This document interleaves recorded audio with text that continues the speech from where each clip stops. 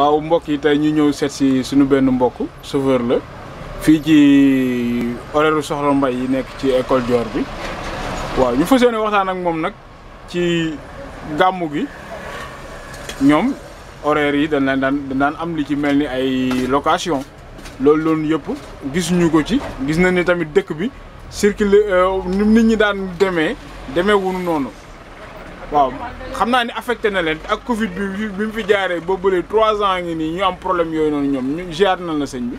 waaw ñu ngi lay ziar bu bari bari sëñ bi. ok tur bi naka la. Abdou Diop. Abdou Diop lañ lay woowee.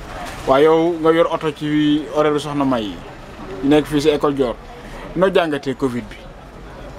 Covid bi en tout cas par rapport ak gàmmu njëkk yi nag. parce que xam nga ne suba la gàmmu. waaw bu gaaree heure bii nii xam nga ne moom doy na waar. ndax heure bi daan fekk ñu yor woon ñaar weer wala ñetti weer war leen a yóbbu. te ji nga ñëw gaaree bi gisoo sax client buy dem doo yor ndax boo xoolee di nekk si client mën naa ne oto yi yëpp client yi daal. oto yi ñoo ëpp client yi. waaw parce que man ay benn ñaar ñett yooyu laa fi gis quoi.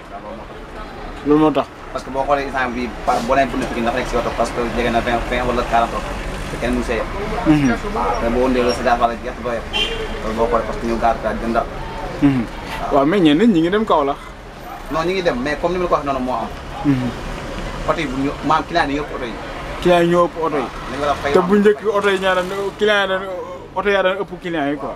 ok xam nga tey par rapport tey client Kara boo koy bay 3000 wala dem Kaolack wala yor wala ñëw kooku mu par traitement la boo xoolee daal di def xam nga ko daal sant yàlla rek. waaw nañ def ñaan rek mais affaire daal doy na waar daal. waaw kon bu ma déggee sa wax mooy dafa mel ni sëriñ bi li mu wax noonu daf ciy joué maanaam li Tiwaawoon deful gàmm daf ciy joué maanaam ñu bëri Tiwaawoon lañ daan dem. non joué na ci moom. joué na ci joué na ci parce que ñu bëri dinaa dem Tiwaawoon foti jaar Tiwaawoon foti jaar Kaolack foti jaar Ndiassane foti jaar Soham.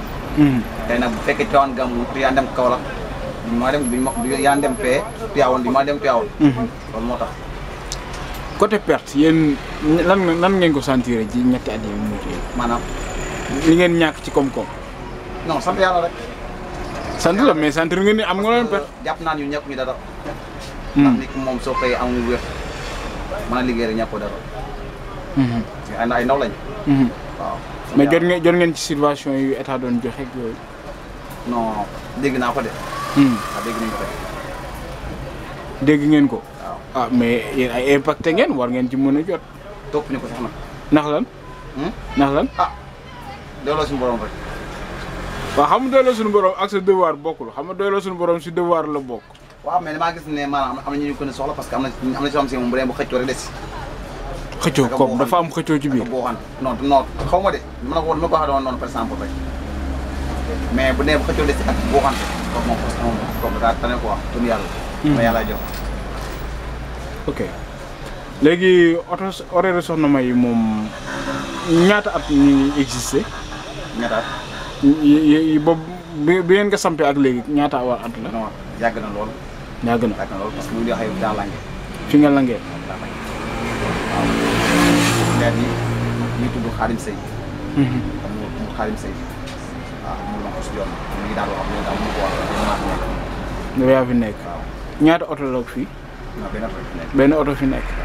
moom mooy dem ñëwaat. benn chauffeur muy yow. non benn chauffeur moom par des fois ñaar chauffeur. ah ok. ñaar chauffeur. waaw ok merci jërëjëf.